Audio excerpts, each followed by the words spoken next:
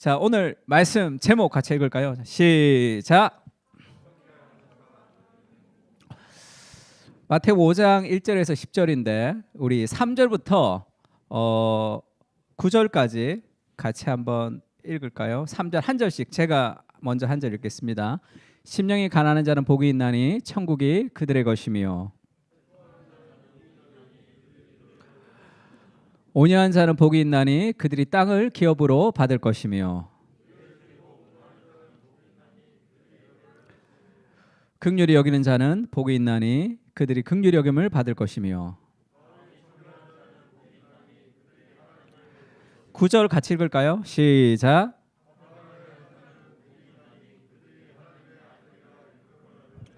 구절만 한 번 더 읽어봅시다. 시작. 그들이 하나님의 아들이라 일컬음을 받을 것이며 오늘 화평케 하는 자에 대해서 볼 텐데 우리가 화평이 무슨 말이냐면 우리가 흔히 얘기하는 샬롬이라고 하죠. 샬롬 할 때 우리가 인사할 때 샬롬이라고 할 때 그 샬롬이 화평, 평화라는 뜻입니다. 평화, 평안하냐 할 때 샬롬이죠. 예수님이 부활하셨어요. 그 육체로 나타나셨습니다. 제자들이 깜짝 놀랐죠. 예수님이 죽었다가 부활한 예수님이 육체로 나타나셔서 하셨던 예수님의 첫 마디가 뭔지 알아요? 샬롬이 안녕 이렇게 예수님 인사하신 거예요. 그냥 아침에 굿모닝 하듯이 예수님이 벽을 뚫고 싹 나타나셔서 안녕 이렇게 인사를 했다는 전설 같은 얘기가 있습니다. 그때 샬롬이 그때 그냥 인사가 아니에요. 샬롬 할 때 그냥 인사가 아니라고. 이 샬롬이 뜻하는 게 뭐냐면 하나님과의 평화입니다. 그래서 화평케 하는 자라고 할 때 화평케 하는 자 할 때 그는 피스메이커예요. 화평을 만드는 사람이죠. 평화를 만드는 사람. 그러니까 우리가 평화를 만드는 사람으로 이 땅에 있다는 걸 알아야 돼. 그래서 선을 악으로 갚는 그런 역할을 우리한테 맡겨졌다는 거죠. 화평. 샬롬의 진정한 뜻은 하나님과 관계가 다 올바르다 이런 뜻이에요. 다르게 얘기하면 하나님의 통치가 이 땅에 임했다는 뜻입니다. 제일 잘 보여주는 그림이 뭐냐면 그때 이리가 어린 양과 함께 살며 표범이 어린 염소와 함께 살며 젖된 아이가 독사굴에 손 넣어도 물지 않는 예전에 사마개라는 찬양이 있었는데 독사굴에 어린 양이 뛰놀고 어린이도 함께 뒹구는 그런 찬양이죠. 사자와 어린 양이 함께 뒹구는 그 이사야서에 나오는 그 천국의 모델 그게 샬롬이 임한 어떤 그림이에요. 그림. 그러니까 우리가 샬롬 할 때 화평을 이룬다 할 때 하나님의 통치가 임했다. 하나님과의 관계가 다 정상적이다라는 뜻입니다. 그럼 우리가 세상을 살 때 하나님과 정상적이지 않는 모든 관계에 대해서 하나님과 정상적인 관계로 만들어가는 것이 우리가 살아야 될 삶의 소명이다 이렇게 얘기하는 거예요. 샬롬은 하나님과의 관계에서 시작됩니다. 그러니까 어느 목사님이 그 설교 제목으로 이렇게 잡았더라고요. 저는 굉장히 이게 참 좋은 제목이다 생각했는데 샬롬은 하나님과의 관계에서 시작돼요. 그런데 이 땅은 지금 어떻게 됐냐면 샬롬이 파괴된 세상이죠. 샬롬이 깨졌습니다. 죄가 들어온 거예요. 죄가 들어왔을 때 죄가 들어오기 전에는 벌거벗어서나 부끄러워하지 않는 관계였습니다. 아담과 하와가. 그것은 완전한 연합을 뜻해요. 완전한 연합. 근데 죄가 들어오고 나서 관계가 깨진 거죠. 눈이 밝아져 벗은 줄 알고 무화과 나무 잎을 엮고 치마를 삼았습니다. 두 가지 감정이 인간의 가장 근원적인 감정이라고 그랬죠. 죄가 들어오고 나서 첫 번째는 수치심이에요. 내가 나를 볼 때 부끄럽습니다. 왜 열심히 공부하는지 알아요? 어떤 내 안에 있는 부끄러움을 감추기 위한, 그래서 학벌과 외모와 능력과 실력을 가지고 내가 누구인지를 증명하고자 사람들은 살아가죠. 두 번째는 두려움이에요. 하나님이 두려워서 숨습니다. 그게 인간 안에 가장 근원적인 인간 안에 있는 동기죠. 삶의 어떤 역동을 일으키는 삶의 동기 두 가지죠. 이것이 하나님과의 관계에서 멀어져서 생기는 삶의 그런 아픔이죠. 그러니까 샬롬이 되지 않는 거예요. 그러니까 사람들을 어떻게 보는 거야? 경쟁의 대상으로 봐야 돼. 내가 더 잘 나가야 되니까. 그러니까 이 샬롬이 깨진 세상 속에서 우리가 그렇게 살아가게 되면 삶이 힘들어진단 말이에요. 하나님의 통치가 우리에게 임하고 그렇게 살아가는 사람들에게 우리가 샬롬을, 하나님의 평화를 세상 가운데 우리가 만들어 가야 될 피스메이커 역할을 우리에게 있다는 걸 좀 알아야 됩니다. 그럼 어떻게 우리가 피스메이커를 할 수 있는가 하면 첫 번째, 하나님과 우리가 지금 평화를 이룬 거예요. 그래서 우리가 지금 여기서 예배를 드리고 있습니다. 어마어마한 사건이죠. 그거를 좀 어마어마하게 느껴야 되는데, 그의 십자가의 피로 화평을 이루셨다 이렇게 얘기하죠. 그래서 마음으로 원수가 되었던 너희를 이제는 그의 육체의 죽음으로 말미암아 화목하게 하사 너희를 거룩하고 흠없고 책망 없는 자로 그 앞에 세우고자 하셨으니, 우리가 굉장히 하나님 앞에 죄인이었는데 그리스도가 자신의 목숨을 버리시면서 우리를 하나님과 화평하게 했다. 하나님과 화평하려면 어떻게 해야 돼요? 죄가 없어야 되잖아. 근데 죄인은 하나님께 가까이 가지 못하죠. 그것을 그리스도가 죽으심으로 우리를 하나님과 관계성을 맺어가는 깨끗하고 거룩한 하나님의 사람으로 만들어 주셨다는 거예요. 그래서 우리가 하나님과 화평할 수 있는 단계가 된 거죠. 그래서 우리가 예배도 하고 찬양도 할 수 있습니다. 아까 우리가 불렀던 찬양 중에 하나님의 선하심이 running after me가 뭐예요? 나를 추적하는 거죠. 내가 아무리 도망가고자 노력해도 하나님의 선하심이 내 인생을 끝까지 추적하셔서, 그리고 C.S. 루이스가 천국의 사냥개다 이렇게 얘기했어요. 나를 결국 엉덩이를 무신단 말이에요, 하나님이. 그러면서 꼬꾸라지면서 우리가 하나님의 선하심을 찬양하는 거 아니에요? 그것이 그리스도의 죽음으로 이룬 거예요. 잘 봐요. 누군가가 뭔가를 이루고 싶은데 자기의 목숨을 걸면서 뭔가를 이루고자 하면 그거 얼마나 간절한 일이야. 그리스도가 목숨을 버리시면서 우리를 건지셨던 그것이 하나님과 화평을 얼마나 우리를 이루게 해주고 싶으면 자기가 목숨을 버린단 말이에요. 그리고 로마서 4장 25절에서 5절 1절인데 우리 같이 한번 읽을까요? 예수는 시작.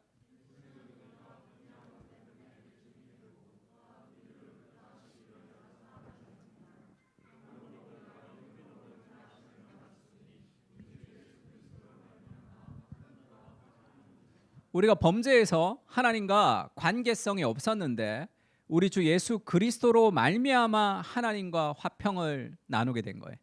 그러니까 나는 그냥 뭐 모태신앙으로 자라서 내가 예수 믿은 것 같지만, 나는 우연히 누군가의 전도로 내가 교회를 나온 것 같지만, 내가 하나님과 화평할 때까지는 그리스도의 목숨이라는 어마어마한 희생이 이루어졌다는 것을 알아야 됩니다.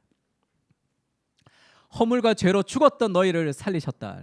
그때의 너희는 그 가운데서 행하고 이 세상 풍조를 따르고 공중의 권세 잡은 자를 따라서 불순종 아들들 가운데 역사하는 영이라. 전에는 우리도 다 육체의 욕심을 따라 지내며 육체와 마음에 원하는 것을 하여 다른 이들과 같이 본질상 진노의 자녀이었더니, 이게 우리의 상태죠. 본질상 진노의 자녀. 그러나 긍휼이 풍성하신 하나님이 우리를 사랑하신 그 큰 사랑을 인하여 우리를 살리셨어요. 긍휼이 풍성하신 하나님이 우리를 사랑하신 그 큰 사랑에서 큰 자를 빼고 그 사랑 교회 여기서 나온 거예요. 이 구절에서. 그 큰 사랑 교회 하면 너무 좀 그렇잖아. 그 큰 사랑 교회 하기에는 발음이 큰 뺐습니다. 그래서 우리가 영어로 쓸 때는 어떻게 써요? His great love church 이렇게 써요. 그 큰 사랑이 뭐예요? 그분의 큰 사랑이 죄인인 우리를 건지신 거예요. 그래서 우리가 하나님과 화평을 누리고 있다는 거 알아야 돼. 그 희생을 좀 기억할 필요가 있습니다. 그래서 허물과 죄로 죽은 우리를 그리스도께서 살리셨어요. 은혜로 구원받아서 또 함께 일으키셔서 그리스도 예수 안에 함께 하늘에 앉히시니, 이건 무슨 말이냐 하면 지금 우리의 신분을 얘기하는 겁니다. 구원받은 자의 신분은 하늘에 올라가서 예수 그리스도와 함께 통치하는 신분을 가졌단 말이에요. 우리는 지금 여기 살지만 그게 우리의 신분이에요. 그래서 이것을 통해서 은혜의 지극히 풍성함을 여러 세대에 나타나게 하려 함이라. 그래서 나를 위해서 그리스도가 희생함으로 우리가 하나님과 화평을 누렸다는 것을 깊이 이해하면 우리도 세상의 화평을 위해서 희생할 수 있습니다. 희생하지 않고 어떻게 선을 악으로 이길 수 있어요? 어떻게 희생이 없이 연합이 이룰 수 있습니까? 저희 아내가 그 문자를 하나 보내왔는데 나한테 이거를 캡처해서 하나 보냈습니다. 그리스도를 대신하여 간청하는 너희는 하나님과 화목하라. 하나님이 죄를 알지도 못하신 이를 우리를 대신하여 죄로 삼으신 것은 우리로 하여금 그 안에서 하나님의 의가 되게 하려 하심이라. 이 구절이 너무 은혜를 받은 거야. 하나님이 죄를 알지도 못하신 예수님을 우리를 대신하여 죄로 삼으셨죠. 우리로 하여금 그 안에서 하나님의 의가 되게 하시려고 예수 그리스도를 죄로 삼으셨다는 게 이 구절이 너무 은혜가 됐다는 거예요. 그러면서 나한테 이렇게 문자를 보냈어요. 이번 주에 저희 아내가 했던 말 중에 제가 두 가지가 제일 크게 다가왔는데, 하나는 예전에 장흥이라는 곳에 저희 연애할 때 그 교회에서 선교를 갔어요. 무교회 지역이라고. 장흥에서 선교를 갔는데 저희 아내가 전도 파트너는 아니었습니다. 저랑 파트너가 아니고 저희 아내가 그때 이정민이라는 형제랑 같이 이제 파트너가 됐고, 나는 뭐 딴 사람이 파트너가 돼서 이렇게 전도하러 그 장흥이라는 데 여름에 돌아다녔어요. 그때 자기가 그 형제랑 무슨 얘기 했는지 아냐 그렇게 얘기하면서 하나님이 사랑이 너무 커서 하나님이 세상에서 나만 사랑하는 것 같다라는 얘기를 했다는 거야. 그랬더니 이 형제가 나도 그런데 나도 그런데라는 그런 얘기를 했다는 거예요. 그 다음에 이제 그 하나님의 죄를 알지도 못하신 그를 죄로 삼으신 것은 우리를 의가 되게 하려 하심이라는 그 은혜의 감격이 너무 커서 내가 문자가 와서 전화했더니 막 울면서 얘기하더라고요. 두 가지 생각이 들었는데, 여러분 부부 무슨 얘기하세요? 여러분 연애를 하거나 두 사람이서 가정 안에서 무슨 얘기합니까? 하나님의 크심과 풍성하신 하나님의 은혜에 대해서 나누지 못하면 무슨 얘기를 하겠어요? 다 아이 키우는 얘기, 직장 얘기, 삶이 힘든 얘기, 그런 얘기로 끝이 난단 말이에요. 그러면 어떤 문제가 있냐면 상식선의 인생을 살아갈 수밖에 없습니다. 아, 대출해야 되는데, 집 걱정을 해야 되는데, 애 공부시켜야 되는데, 상식선의 이야기로만 골몰하고 대화하고 나누면서 상식적인 인생을 살아간단 말이에요. 인생은 보이는 세상을 그냥 보이듯이 살아가는 게 아니죠. 보이지 않는 하나님의 세계가 이 세계와 연결돼 있어야 돼. 유진 피터슨이 그런 얘기했어요. 자기가 신학교 교수일 때와 목사가 됐을 때 완전히 충격을 받은 사건이 있는데, 자기는 성경의 세계와 이 땅의 세계가 늘 하나라고 생각했다는 거예요. 자기가 목사가 돼서 교회에 부임을 해서 설교를 하는데 너무 놀랐다는 거야. 사람들이 성경의 세계는 성경의 세계고 이 세상의 세계는 세상의 세계인 거야. 성경을 읽지를 않아서 너무 쇼크를 받아서 메시지 성경을 쓴 거죠. 자기가 너무 성경을 안 읽어서 현대말로 성경을 좀 써야 되겠다 해서 메시지를 60여 권을 이 목회자가 되면서 완간했습니다. 그게 필요한 거예요. 그래서 하나님의 하나님의 역사가 우리의 삶 가운데 들어와서 우리의 대화 가운데 나와야 된단 말이에요. 여러분 결혼 준비하면서 무슨 얘기해요? 결혼 준비 얘기합니까? 부부간에 무슨 얘기해요? 그런 상식적인 삶을 상식적인 인생으로 살아가는 거. 그러려면 이 신앙생활이 너무 재미가 없잖아. 인생은 하나님의 역사가 우리 삶 가운데 밀고 들어와야 된단 말이에요. 그래서 그 풍성하신 하나님의 생각이 우리 삶 가운데 이렇게 이루어져야 되죠. 제가 그런 생각을 했어요. 그 상담을 많이 하는데, 상담할 때 목회자도 상담 받는 거 굉장히 좋습니다. 그러니까 상담도 저도 뭐 필요하면 상담을 받으면 좋겠죠. 그 목회하면서 여러 가지 힘들 때도 있어요. King is lonesom이란 말이 있죠. 리더는 늘 외로운 자리에 있는 건 사실입니다. 힘들기도 하고 어렵기도 하지만 내가 좀 상담을 받아야 되겠다라고 생각을 해본 적은 없어요. 근데 상담 자체는 저는 굉장히 좋다고 생각합니다. 근데 왜 그러냐면, 또 왜 그럴까? 나는 왜 그게 그렇게 이렇게 상담을 받아야 될 정도로 힘든 일이 없었던 것은 아니지만 기도죠. 여러분 상담이라는 것을 받을 때도 그것이 뭔가 해결책이 아니죠. 그거는 서브일 뿐이에요. 가장 중요한 것은 하나님이 계시다고. 여러분 상담 받으면 막 기쁘고 즐겁고 막 그렇게 모든 것이 다 해결됩니까? 기도하면 그런 일이 있잖아. 하나님이 내 삶 깊은 곳에 섬세하게 인도하시는 하나님의 역사를 경험하면 내 삶의 수많은 삶의 스트레스가 거기서 다 해결되는 그런 기쁨이 있단 말이에요. 내가 죽을 것 같이 힘들어서 무릎을 꿇었지만 그 무릎에서 일어날 때 그런 풍성하신 하나님의 은혜가 우리의 인생을 관통하는 그런 은혜가 있는 거죠. 그때는 세상을 바라볼 때 완전히 다른 시야로 바라볼 수 있습니다. 상식적인 인생을 상식적으로 사는 게 아니라 다른 시야로 볼 수 있단 말이에요. 판이 다른 거예요. 화평케 하는 것이 인생의 어떤 기쁨과 소망이 되는 거죠. 제가 그래서 기도하면서 하나님이 내 마음을 이번 주에 강하게 2번을 하나님이 큰 깨달음을 주셨는데, 이번 주에 내 목회를 생각하면서 그 다음에 우리 리더십, 우리가 이제 GBS를 해야 되는데 공교롭게도 리더들이 다 이렇게 뿔뿔이 흩어지는 상황이 됐어요. 우리 뭐 미국으로 출장 가는 리더도 있고 또 뭐 포항으로 공부하러 가는 사람도 있고, 그래서 이 리더와 함께 소그룹을 인도하기가 좀 쉽지 않은 상황이 됐습니다. 그 상황에서 여러 가지 기도하면서 2가지 마음을 주셨는데, 아까 우리 아내와 그렇게 대화하면서 내가 느끼는 그런 풍성함, 우리 아내를 통해서 그 하나님의 그 크신 사랑이 이렇게 막 느껴진단 말이에요. 그러면서 기도하면서 그런 생각이 들었어요. 이거 니만 느끼냐? 이런 생각이 들었어요. 그 우리 아내랑 나만 느끼면 안 되잖아. 그 우리 모든 가정이 다 그걸 느껴야 되잖아. 그러면 인생이 상식 이상의 인생으로 살아간단 말이에요. 하나님이 역사하시는 삶의 인생으로 살아가는 거죠. 그거를 좀 느끼게 해주고 싶다는 생각이 들었습니다. 그러면서 내가 간과하고 있는 게 무엇인가?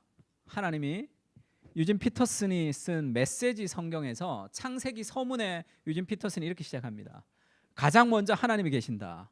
하나님은 삶을 주관하신다. 하나님은 삶의 기초이시다. 하나님은 그 어떤 것보다 우선이라는 의식이 없다면 우리는 어느 것 하나 똑바로 이해할 수 없다. 삶을 바로 이해할 수 없을 뿐 아니라 삶을 제대로 살아갈 수도 없다. 하나님이 우선이 되지 않고서는 삶을 상식선으로 살아갈 수밖에 없어요. 그러니 얼마나 삶이 힘들어. 하나님이라는 원대한 하나님이 우리 삶 가운데 들어와야지 내 인생이 해석이 된단 말이에요.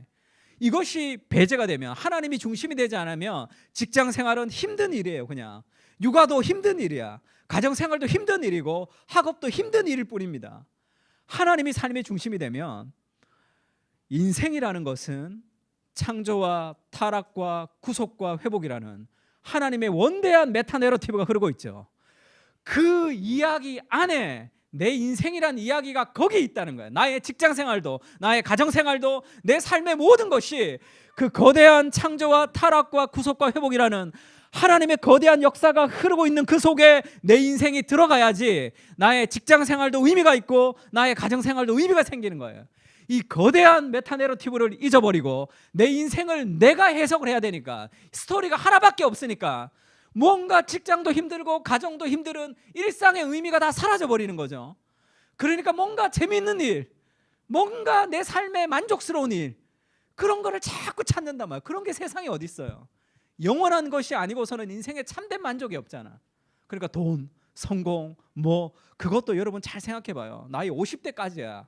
내 친구들 보면 이미 그런 꿈들은 다 끝났어요. 다 끝났어.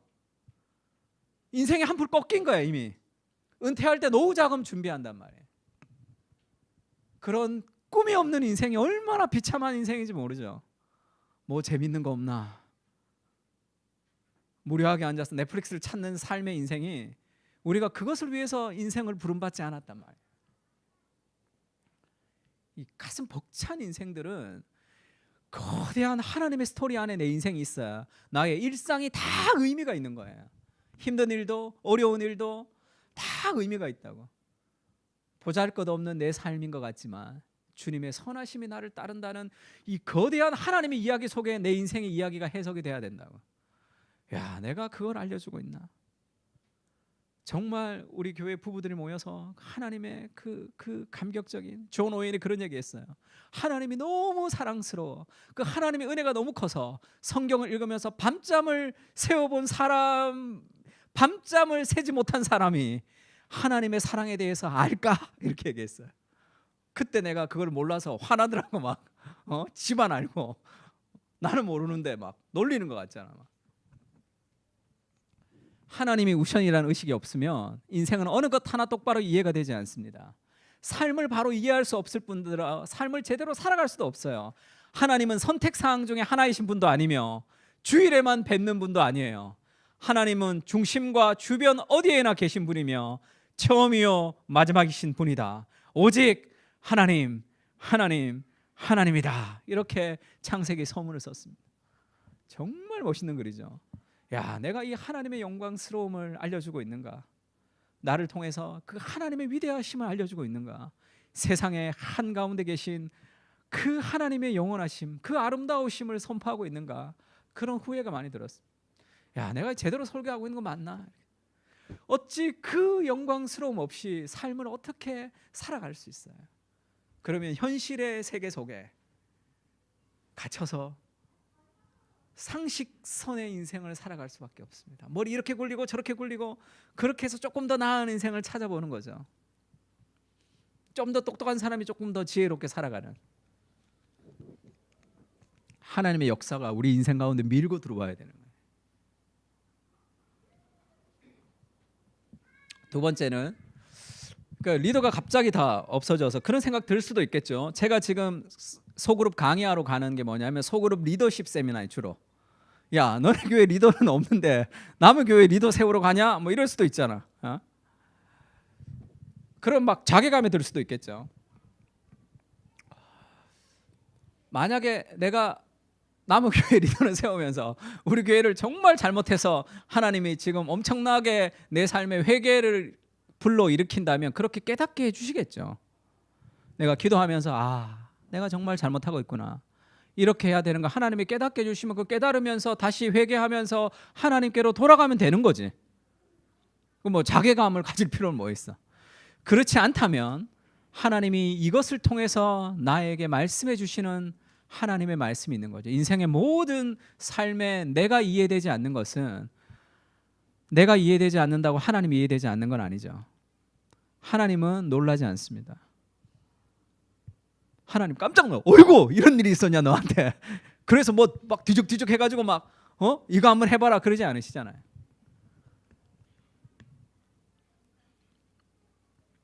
하나님, 이 상황 속에서 하나님이 내게 주시는 어떤 무엇이 있어야 되잖아요. 기도하는데 하나님이 내 삶 가운데 말씀하셨습니다. 마가복음 6장 34절에 이런 말씀이 있었어요. 예수께서 나오사 큰 무리를 보시고 그 목자 없는 양 같음으로 인하여 불쌍히 여기사 이에 여러 가지로 가르치시더라. 하나님이 내 마음에 그걸 확 심어주셨습니다. 소그룹을 어떻게 진행을 해야 될까요? 기도하는데 그런 마음을 주셨어요. 또 하나의 사건이 있었는데, 제가 일이 너무 많았어요. 이번 주에 또 신방도 있고 또 여러 가지 스케줄이 꽉 차여져 있어요. 근데 제가 그 당뇨 약을 끊고 이제 그 계속 운동하고 조절하기 때문에 야채 같은 걸 사러 가야 돼요. 그러니까 그거를 또 안 살 수는 없잖아. 그래서 뭐 마트에 막 시간이 막 얼마 없는데 어렵게 가야 됐어. 그러니까 내 일도 많은데, 그러니까 어렵게 가다가 차에서 막 연기가 막 나는 거야. 이거 뭐지? 차에서 막 연기가 나서 막 그게 저녁 6시쯤 됐어요. 그러면서 뭐 급하게 어디를 들어갔는데 그 공업사가 이제 그 7시까지만 하는데 6시에 딱 들어갔더니 뭐 연료 필터 하나를 갈면 된다 그래서 갈았어요. 갈고 좀 뭐 한 몇 분 있다가 끝났어요. 그 다음 날은 아침부터 또 수련회를 인도하러 가야 되고, 그렇게 되면 주일날 차 갖고 못 왔겠죠. 그것을 겪으면서 내가 너무 당황했는데, 야, 가장 적절할 때 하나님이 적절하게 나를 나가게 하셔서 그걸 이렇게 잘 고치게 하시고, 인생의 모든 내 삶에, 왜냐 뭔가 문제가 있다고 생각했는데 안 고쳤거든요. 이것까지 하나님이 좀 섬세하게 인도하신다라는 생각이 들고 말씀을 주셨는데 불쌍한 마음이 좀 들었습니다. 영혼들을 향한, 사람들을 향한 불쌍한 마음, 말씀을 잘 가르쳐야 되는데 라는 마음이 들었고, 예수님이 목자 없는 양 같음을 인하여 그 불쌍히 여기셨죠, 사람을. 그래서 여러 가지로 가르치시더라 하는 게 내 마음에 이렇게 확 들어왔어요. 여러 가지, 예수님이 너무 안타까워서 온갖 걸로 다 가르쳤어요. 사실 이게 여러 가지라고 번역해도 되고, 사실 이게 그 헬라어로 많다라, 많이 가르쳤다라는 뜻도 됩니다. 근데 번역을 너무 좋아요. 여러 가지로 가르쳐. 하나님, 예수님이 그러니까 너무 애가 타서 이거 가르치고 저거 가르치고 막 가르쳤다는 그 예수님의 마음이 확 내 안에 들어왔어요. 그러면서 리더십이 좀 이렇게 잘 안 되면 여러 가지로 가르치면 되잖아. 다양한 방식. 그러니까 하나님이 여러 가지 아이디어를 나한테 많이 주셨습니다. 이번 상반기 GBS를 한번 보세요. 저는 은혜가 있을 거라고 생각합니다. 그렇게 하나님이 내 인생 가운데 섬세하게 인도하시잖아요. 그 하나의 문제이지만 저는 엄청 울었습니다. 하나님이 나같이 부족한 인생에 목회를 어떻게 해야 되는지까지도 하나님이 알려주시는 분이시다라는 마음이 있었어요. 제가 조정민 목사님 답답답을 한번 본 적이 있는데, 섬세하고 위대하게 일하시는 하나님을 만난 경험을 해달라 이렇게 얘기해요. 섬세하고 위대하게 일하시는, 이분이 IMBC 사장이 있었습니다. 뉴스데스크 앵커까지 했죠. 근데 그거를 다 버리고 이제 미국에 있는 신학교, 시카고에 있는 신학교에 갔어요. 전도사로. 그러니까 뭐 좀 가난하기도 하고 또 여러 가지 이제 다 버리고 갔는데, 전도사 시절이니까 그 시카고에서 기도하는데 추어탕이 먹고 싶었다는 거예요. 근데 첫 전도사 시작이 됐고 이제 집사에 있다가 신학을 시작했으니까 얼마나 순수했겠어요. 하나님에게 그 미국에서 추어탕 먹고 싶습니다라고 기도하는 거, 이건 기도하면 안 돼 이렇게 생각했대요. 이거는 기도하면 안 돼, 이런 거는 그냥 추어탕이 먹고 싶다라는 생각만 했다는 거예요. 근데 차마 기도는 못했대요. 그리고 시간이 좀 흘렀는데 눈이 엄청 오던 날이 있었대요. 회오리 바람이 많이 불고 시카고 눈이 많이 오잖아요. 눈이 엄청 오는 날 누가 눈길을 헤치고 밤 11시에 문을 두드렸는데 서울에서 추어탕 10개를 얼려가지고 어느 집사님 한 분이 찾아오신 거예요. 눈이 너무 와서 뉴욕에서 내렸대요. 뉴욕에서 내려서 5시간을 운전해서 왔다는 거예요. 그리고 자기 아내 생일이었는데 케이크 같은 거 사와서 그걸 주고 그 사람 그냥 갔다는 거예요. 그 사람 추어탕을 좋아하는 것도 아닌데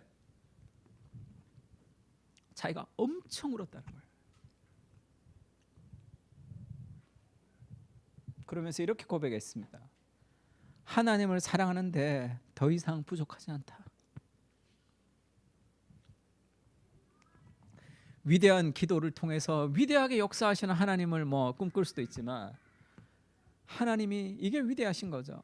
그 하나님이 내 인생의 가장 작은 부분까지 함께 하신다는 그 삶의 인도의 확신, 그것이 그 삶의 여러 가지 문제를 다 해결하게 한단 말이에요. 그 하나님과의 관계성이 그게 열린 거죠. 그걸 좀 누려야 돼, 삶에서. 그걸 좀 누려야지 우리가 다른 사람과의 관계성 안에서도 화평하게 살아갈 수 있어요. 통 크게 살아갈 수 있다. 왜? 하나님이 나와 함께 하신다는 그 은혜를 누릴 때 인생을 우리가 자잘자잘하게 살아가지 않아도 된단 말이에요. 훨씬 더 풍성하게 살아갈 수 있습니다. 그러면서 간증하기 부끄럽다는 거야. 뭐 큰 것도 아니고 뭐 추어탕 갖고 뭐. 그렇지만 하나님 말씀하시는 거죠. 하나님의 사랑에 부족함이 없다 이렇게 고백했습니다. 제가 이번 주 겨자씨 쓴 책 그 내용인데, 의무를 통해 기쁨으로 나아가라. 하나님과 평화를 위해서 그 예수님이 만들어 놓은 길이 있단 말이에요. 그걸 우리가 좀 누려야 되는 거예요. 그걸 누려야지 우리가 풍성하게 살아갈 수 있습니다. J.I. 패커가 기도에 대해서 이렇게 얘기했어요. 기도라는 것은, 그것은 의무를 통해서 기쁨을 찾아가는 길이다 이렇게 얘기했어요. 기도는 우리가 의무를 통해서, duty to delight, 의무를 통해서 기쁨을 찾아가는 길이다 이렇게 얘기했습니다. 근데 왜 기도의 이 딜라이트를 사람들이 맛을 보지 못하느냐 하면, 의무라는 단어가, 특히 오늘날의 젊은 사람들은 의무하면 뭐라고 그래요? 무겁다고 생각해요. 의무가 힘들다고 생각해. 의무, 규칙, 규율 이러면 막 학을 때. 왜 그러냐면 문화의 내러티브에 영향을 받는 거죠. 내가 그렇게 생각하는 게 진리가 아니란 말이에요. 젊은 사람들은 대부분 비슷하게 생각해요. 왜 그렇죠? 창의적이지 않아서 그래. 다 시대의 문화의 노예가 돼서 그렇단 말이에요. 왜 그렇게 생각하느냐면 의무, 훈련, 규율 이러면 힘들어. 왜 그러냐면 오늘날 젊은 사람들이 꿈꾸는 가장 중요한 코드는 자유입니다. 자유. 그 자유를 어떻게 해석하느냐 하면 모든 제한으로부터 벗어나는 걸 자유라고 생각해요. 그러니까 의무하면 딱 그냥 싫어. 딱 힘들어. 수영을 할 때 물에서 자유로우려면, 그걸 누구는 물화일체의 경지라고 그러던데, 물에서 자유로우려면 물을 먹는 연습이 필요하죠. 그거 없이는 물에서 자유로울 수 없어요. 제가 수영을 2년 배워서 지금은 잘 하는데 첫 신혼 때 결혼하고 나서 수영을 배웠는데 한 석 달 갔는데도 수영이 늘지 않았어요. 왜 그러냐면 거기는 최초로 교육 그 한국 교육부에서 가리키는 수영장이었는데 비입수 지도였어. 비입수 지도. 그러니까 강사가 물에 안 들어오고 위에서 비입수 지도 하면 내가 밑에서 해야 돼. 그러니까 느나 이게 수영이 안 늘죠. 비입수 지도 지금도 하고 있는지 모르겠습니다. 밖에서 나가서 이걸 하고 물에 나 혼자 들어가야 돼요. 물을 먹어야지 수영할 수 있는 거죠. 의무를 통해서 기쁨으로 갈 수 있습니다. 자유는 제한으로부터 벗어나는 상태가 아니에요. 그거는 감정의 노예가 되는 상태입니다. 내가 하고 싶은 것이 그게 진리가 아니잖아요. 우리가 기타 칠 때 기타 잘 치는 사람은 이 조명이 뜨거우면 기타 한번 치고 조율하죠. 이 틀어지니까 내 마음대로 조율해요. 하고 싶은 대로 아니죠. 절대 음을 치고 거기에 나를 맞춘단 말이에요. 그래야지 아름다운 화음이 납니다. 인생은 진리에 나를 맞추어가는 과정이 자유로운 거예요. 너희가 진리를 알게 될 것인데 그 진리가 너희를 자유롭게 할 것이다. 이렇게 얘기하죠. 인생의 참된 자유는 속박에서 벗어나는 상태가 아니라고. 그러니까 기도하세요. 그럼 의무, 싫어. 막 의무를 통해서 기쁨으로 나아갈 수 있습니다. 그것이 싫어하는 그 감정이 진리가 아니라는 것을 알아야 된단 말이에요. 근데 그것이 당연하다고 생각하는 거죠. 그게 어디서부터 왔는지를 알아야 돼요. 그 다 문화에서 오는 거죠. 신의 죽음 그리고 문화라는 책을 테리 이글튼이 썼는데 모든 사람은 신이 있어야 돼요. 하나님을 믿어야 됩니다. 그러니까 뭐 고대에도 그냥 막 신을 이게 제사를 지내는 게 있잖아요. 근데 지금은 신을 죽여버린 시대예요. 신을 다 없애버렸습니다. 사람들이. 신을 없애면 그래도 자기가 믿는 신이 있긴 있어야 돼요. 모든 인간은 어디인가 예배하게 되어 있습니다. 신이 죽은 신의 자리에 지금 누가 대신했느냐? 신의 죽음 그리고 문화. 그러니까 뭐가 대신했다는 거죠? 문화가 오늘날 신이 된 거예요. 사람들은 문화의 영향력을 따라 살아갑니다. 그래서 젊은 사람들이 창의적이지 않게 생각이 비슷해요. 하고 싶은 것도 비슷합니다. 의무를 통해 기쁨으로 나아가는 거죠. 매일 기도하세요. 매일 기도하기를 결단하고 그것을 거룩한 습관으로 좀 잡아야 됩니다. 그 단계를 거치지 않고는 하나님의 풍성하심을 누릴 수가 없어요. 그것을 내 삶을 가야 돼요. 그렇지 않아도 신앙생활을 할 수 있습니다. 예배도 열심히 참여할 수 있어요. 은혜를 받을 수 있습니다. 하나님의 위로와 긍휼을 받을 수 있어요. 그러나 생명력 있는 삶을 살 수는 없단 말이에요. 늘 이 뭐라 그럴까요? 양먹은 닭같이 와가지고 하나님의 위로를 경험하게 된단 말이에요. 나를 통해서 삶이 변화되고 나를 통해서 다른 사람의 인생이 변화되는 그런 인생의 참된 능력을 경험할 수 없다. 그것을 좀 우리가 추구할 필요가 있어요. 그래서 하나님과의 화평을 좀 내가 풍성하게 누렸으면 좋겠다. 예수님이 어떻게 이룬 구원인데 자기의 생명을 버리시면서 이루셨는데 그거를 좀 누려야 된단 말이에요. 그 하나님이 내 삶에 섬세하게 인도하시는 그 하나님의 인도하심을 좀 누릴 때 우리는 다른 사고를 하고 살아갈 수 있어요. 지금 이 미국의 에즈베르 대학교라는 곳에서 지금 부흥이 일어나고 있다. 그래서 지금 뉴스에도 나고 우리 영진 형제님도 한번 이 폭스 뉴스를 한번 올려주셨죠. 여기가 신학교가 있는 대학이래요. 에즈베르 대학교가. 그래서 수요 예배를 드리는데 신학교는 채플이 의무입니다. 채플이 채플 추석이 그게 과목이에요. 그래서 그게 점수가 안 되면 졸업을 못 합니다. 저도 신학교 다닐 때 채플 점수가 채플 많이 못 들어가지고 제가 졸업이 6개월 연기돼 가지고 꽃동산 가서 일주일 봉사하고 졸업했는데 수요 예배가 끝이 났대요. 수요 예배가 끝이 나서 우리가 회개합시다 하고 수요 예배가 끝이 나고 축도를 끝낸 거야. 축대를 끝나고 이제 예배가 끝이 났는데 한 20명 정도 되는 친구들이 예배가 끝났는데 가지를 않았어요. 그리고 계속 기도한 거야. 끝나고 갔던 애들도 갑자기 뭔가 다시 돌아오게 됐다. 뭔가 가서 기도하고 싶은 마음이 들었대. 다시 돌아와서 예배가 끝나지 않았어요. 그게 지금 3주 동안 이어집니다. 24시간. 그러니까 옆에 있는 신학교에서도 막 오는 거예요.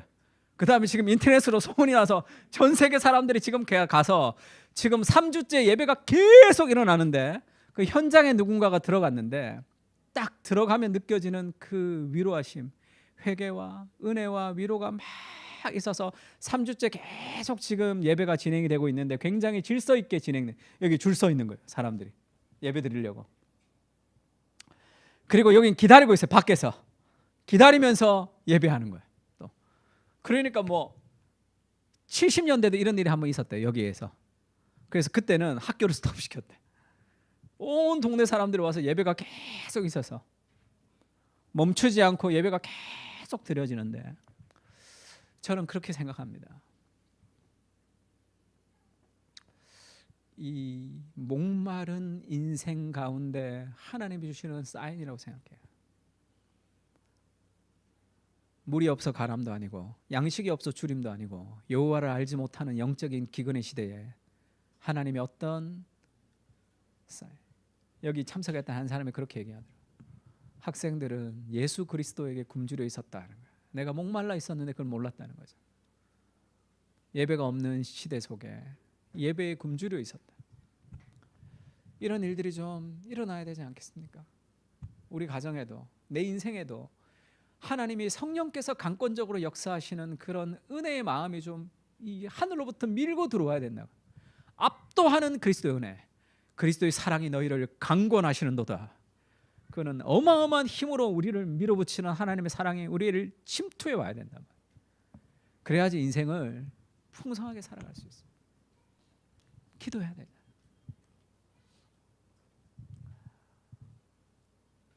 사도 바울이 감옥에 갔습니다. 사도 바울은 저기가 아니에요. 사도가 아니었습니다. 뒤늦게 예수를 믿었어요. 그런데 사도 바울이 엄청나게 열심히 헌신하니까 바리새인들도 싫어했지만 교회를 좀 다니면서 열심히 있는 사람들도 싫어했어요. 바울이 늘 잘 나가니까. 그래서 바울이 감옥에 갔다는 얘기를 들으니까 아싸 기회다. 내가 막 전도 열심히 해가지고 바울 완전히 이제 눌러버려야지 이런 생각을 하는 사람이 있었습니다. 바울이 전도를 열심히 했는데 바울이 갇혔으니까. 그러니까 그게 고소한 거야. 바울이 갇힌 건.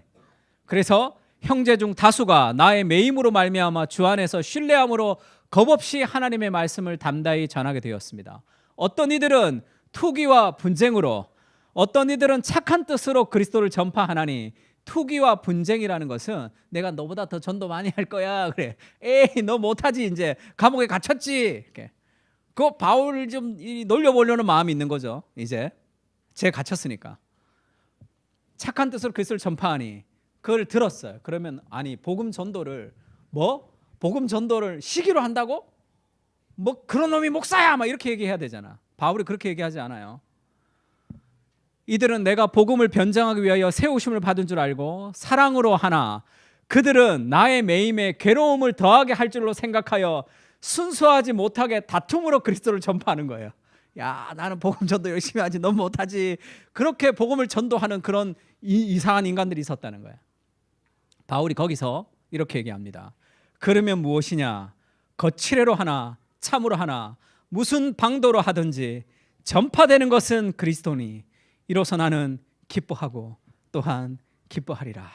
얼마나 멋있어. 막 시기하고 막 싸우고 막 짜증내고 쪼잔한 인생으로 살아가지 않잖아. 어떤 이는 투기와 분쟁으로, 어떤 이는 사랑으로. 그러면 어떠냐? 전파되는 것은 그리스도이니 나는 크게 기뻐하고 기뻐하노라. 이게 어디서 온 거예요? 하나님과의 관계성 안에서 주는 그런 이 통 큰 인생이 오는 거죠. 그때 세상 가운데 화평할 수 있습니다. 늘 얘기하죠. 교만은 교만을 받아들이지 못하지만 겸손은 교만을 안고 갈 수 있습니다. 왜 저거 완전히 교만한 인간, 그 내가 교만해서 아는 거예요. 그 인간이 딱 싫은 거야. 겸손은 교만을 품고 갈 수 있어요. 좀 젊어서 그렇지. 젊어서는 좀 그렇지. 교만은 교만을 인정하지 못합니다. 겸손은 겸손을 인정해요. 자매들도 여우짓하는 꼴보기 싫은 애들 딱 알죠. 남자들 앞에서 꼬리치는 저거 꼬리치는 남자들은 잘 모른다고 막. 좀 이렇게 품을 수가 없어. 내가 그렇거든. 그러니까 저거 뭐 남자들 저거 잘 모른다고 저거 완전 여시짓 하고 있다고 막 이렇게 막 알려주고 막 그러죠. 겸손은 교만을 좀 품고 살 수 있어. 그래서 결혼하면 좋잖아. 뭐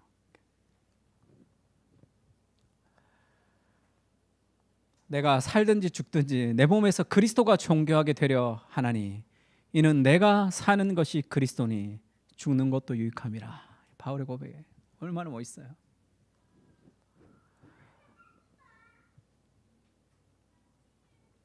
룻과 아브라함도 마찬가지고 네가 좌하면 나 좌하고 네가 우하면 내가 우하리라. 그렇게 양보하잖아. 그러니까 하나님이 동서남북을 다 바라보면 이게 다 네 땅이 될 것이다. 이렇게 이 경쟁을 통해서 싸우는 세상이 아니라 하나님의 역사가 내 삶에 들어오는 삶을 살아가야 된단 말이에요. 이삭도 마찬가지죠. 다투었습니다. 우물을 팠더니 다투었어요. 여기 하지마. 그러니까 또 옮겨 그냥. 여기 하지마. 그냥 또 옮겨. 여기 하지마. 그냥 또 옮겨요. 예전에 이찬수 목사님 분당 우리교회를 처음 개척할 때 얘기를 제가 한번 들었는데 옥하는 목사님이 너 개척해라. 그래서 개척 자리를 알아봤어요. 한 30명 정도 되는 개척 멤버들이 있었습니다. 자리를 다 알아봤는데 잘 없어. 자리가 딱 한 군데 났어요. 거기를 계약을 했습니다. 그랬더니 좀 떨어져 있는 어떤 목사님이 찾아왔어요.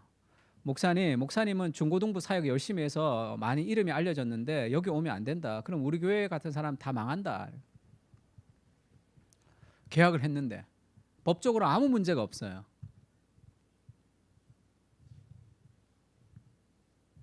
기도하는데 너무 마음이 아픈 거야. 내가 교회를 처음 개척을 하는데 다른 목회자 마음에 아픔을 주면서 내가 교회를 개척하는 것이 맞나? 그래서 1,000만 원 날린 거예요. 그것을 이 30명의 개척 멤버한테 얘기했더니 좋아했겠어 싫어했겠어요. 어떤 사람 나가버렸대요. 그러면 산에서 교회 합니까? 그리고 나가버렸대. 얼마나 화났으면 그러겠어. 말도 안 되잖아. 사실 말도 안 되는 거죠. 그 뭐 잘못된 것도 아니고.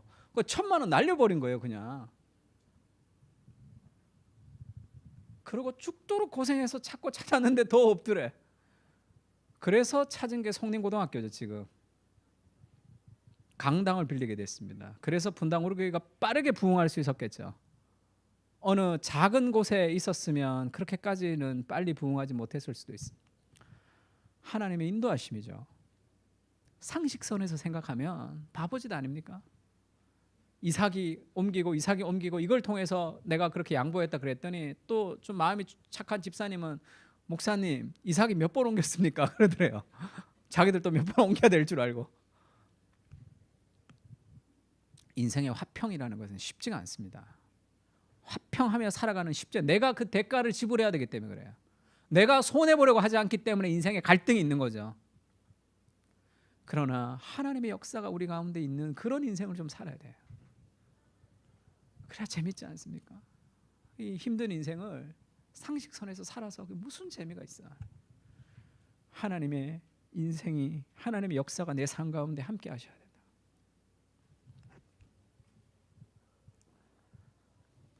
모든 것이 하나님께로 났으며 그리스도로 말미암아 우리를 자기와 화목하게 하시고 또 우리에게 화목하게 하는 직분을 주셨다. 성경 그렇게 얘기합니다. 화목하게 하는 직분이 우리에게 있는 거예요. 예수님이 죽으면서 하나님과 화목시키셔서 그 은혜를 깨닫는 사람은 우리가 가는 곳마다 화목하게 하는 일들이 그 가운데 일어난단 말이에요. 화목하게 하는 일 중에 또 한 가지는 이 진정한 평화를 유지하는 겁니다. 진정한 평화를 유지하는 것은 사람의 감정을 동조하는 건 다른 문제예요. 사도 바울이 빌레몬서에서 그렇게 얘기해요. 빌레몬이라는 주인이 있었고 오네시모라는 종이 있었는데 이 종이 빌레몬의 돈을 훔쳐가지고 도망갔어요. 근데 빌레몬이 쉽게 얘기하면 바울의 교회의 집사였어. 근데 이 바울의 교회의 집사의 종이 이 집사의 돈을 훔쳐서 도망갔다가 감옥에서 바울을 만났어. 그래서 이 종이 여기서 회심한 거예요. 이 빌레몬에게 가서 네 주인에게 사과하라 이렇게 얘기해요. 이 주인에게도 편지 씁니다. 네가 얘를 용서해 주라 이렇게 얘기해요.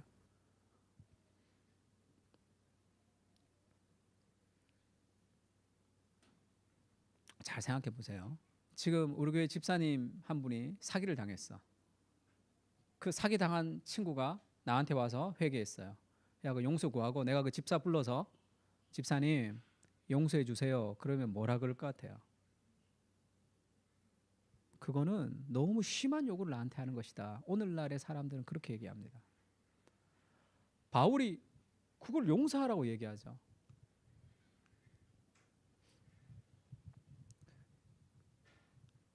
팀켈러가 어린이 주일학교를 하면서 애들이 막 왔죠. 며칠 동안 하는데 애가 너무 오고 싶어서 그 부모한테 허락을 받으려고 갔더니 그 아빠가 나왔어요. 절대 어린이 성경학교 안 보낸다는 거야. 자기 아버지가 자기가 어릴 적에 안 가고 싶은데 억지로 어린이 성경학교를 막 끌고 가서 나는 절대로 애들 안 보낸다 이렇게 얘기한다고. 팀켈러 그렇게 얘기합니다. 그가 아직도 그 아버지를 용서하지 못했기 때문에 아직도 그 아버지의 감정의 노예로 지금 묶여 있는 거죠. 용서는 용서하지 못하는 것은 자기를 죽이는 거죠. 자기 아들을 가고 싶어 하는데 우리 아버지가 억지로 나를 주일학교 보냈기 때문에 절대로 주일학교 안 보내라는 그 마음의 독은 용서되지 않은 마음이 여전히 자기를 잡고 있는 거죠. 그래서 용서하지 못할 때 그 영혼이 죽는 거예요. 두 사람이 싸웠어요. 막 싸우면 중간에 우리가 있죠. 내가 가서 이 사람 얘기를 들으면 얘 맞다 그래요. 이 사람 얘기를 들으면 얘를 맞다 그럽니다. 오늘날에 용서하라라는 얘기를 하는 것은 정서적 폭력이라고 생각해요. 그리고 용서하라는 얘기를 못합니다. 못하고 그냥 감정을 받아주는 것만 해요. 왜냐하면 내가 얘기해도 얘가 잘 안 들을 거라고 얘기하지만 정말 중요한 것은 내가 그렇게 얘기했을 때 당할 피해 때문이에요. 정말 그를 사랑하면 용서하라고 이야기를 해줘야 됩니다. 그것이 그의 영혼이 변화되는 거죠. 우리가 화평하게 한다는 것은 감정을 받아주는 정도가 아니에요. 감정을 받아주고 그에게 하나님이 원하시는 생각이 무엇인지를 분명하게 이야기해 줘야 될 때가 있단 말이에요. 이 사람 얘기를 다 들어주고 이 사람 얘기를 다 들어줘서 결국 이 사람 두 사람이 화해하지 못하는 경우도 많습니다. 오늘날에 용서를 얘기한다는 것은 엄청난 힘든 거예요. 사람들에게.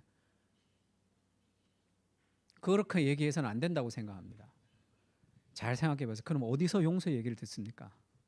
세상 어디에도 용서의 문제가 없어요. 나의 상황을 커뮤니티에 올려보세요. 댓글 뭐라고 달아가는가?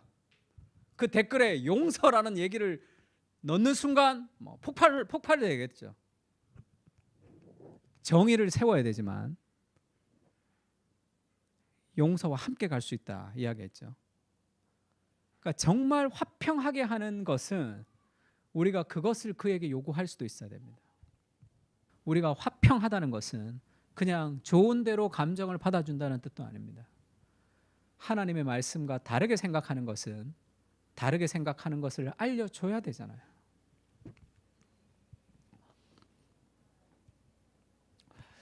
마지막으로 화평케 하는 자는 복이 있나니 그들이 하나님의 아들이라 일컬음을 받을 것이며 이렇게 얘기했습니다. 예수님이 죽으시면서 하나님과 화평이 되었고 그래서 우리가 그 화평을 피스메이커가 되어서 하나님의 아들이라 일컬음을 받는 사람이 되는 거죠. 하나님의 아들의 가장 큰 핵심은 화평이니까. 우리가 화평한 사람이 되고 하나님의 아들이 되었던 이유는 예수님의 죽음이라고 그랬죠. 잘 생각해 보세요. 진정한 화평하게 하셨던 화평의 화신은 예수님이죠. 정말 진정한 하나님의 아들은 누굽니까? 예수님이죠. 정말로 화평을 위해서 진정한 아들 되신 예수 그리스도가 자신을 죽으면서 하나님으로부터 아들됨에 대한 버림을 당하셨단 말이에요. 엘리 엘리 라마 사박다니 하나님 나의 하나님 어찌하여 나를 버리셨습니까? 예수님은 하나님을 하나님이라고 잘 부르지 않았어요. 아버지라고 불렀습니다. 여기서는 인간을 대표해서 하나님이라고 부르죠. 하나님 하나님 어찌하여 나를 버리셨습니까? 그래서 우리가 하나님과 화평하게 되고 하나님의 아들로 일컬음을 받을 수 있는 가장 큰 이유는 뭐죠? 진정한 화평이신 그분이 진정한 하나님의 아들이신 그분이 하나님의 아들로 버림을 당했기 때문에 우리가 하나님의 아들이 된 거죠. 예수 그리스도가 정말로 하나님의 아들이신데 그 하나님의 아들이신 예수 그리스도가 하나님의 아들로서의 버림을 당했습니다. 우리가 받아야 될 모든 죄의 저주를 받고 그가 버림을 당했기 때문에 우리가 하나님의 아들이 된 거죠. 그 그리스도의 희생이 우리를 화평하게 하는 사람으로 만들었고 우리를 하나님의 아들로 인도하신 거죠. 그 은혜를 좀 누렸으면 좋겠어요. 그런 은혜. 그래서 내 삶 가운데 그 하나님의 은혜가 밀고 들어와서 하나님의 화평을 좀 누리고 그것을 가지고 세상 가운데 우리가 화평하게 하는 그런 통 큰 인생 얼마나 멋있어요. 전파되는 것은 그리스도니 내가 기뻐하고 또 기뻐하리라. 내가 저걸 묵상하면서 엄청 마음이 아팠습니다. 제가 스터디 바이블 그 영상 한번 찍었는데 누가 이제 하여튼 뭐 자기의 페이스북에 엄청 욕한 걸 한번 봤거든요. 온갖 분노가 일어나더라고. 그럼 지가 찍지 뭐 이렇게 그렇게 잘났으면 지가 찍지 뭐 그런 화가 막 나더라고요. 뭐 잘 모르는 사람들이 뭐 스터디 바이블 얘기하고 뭐 같은 색깔의 신앙 컬러 갖고 있는 사람끼리 해서 이거는 진정한 스터디 바이블 해설이 아니라고 막 썼더라고요. 이렇게 내가 막 분노했거든요.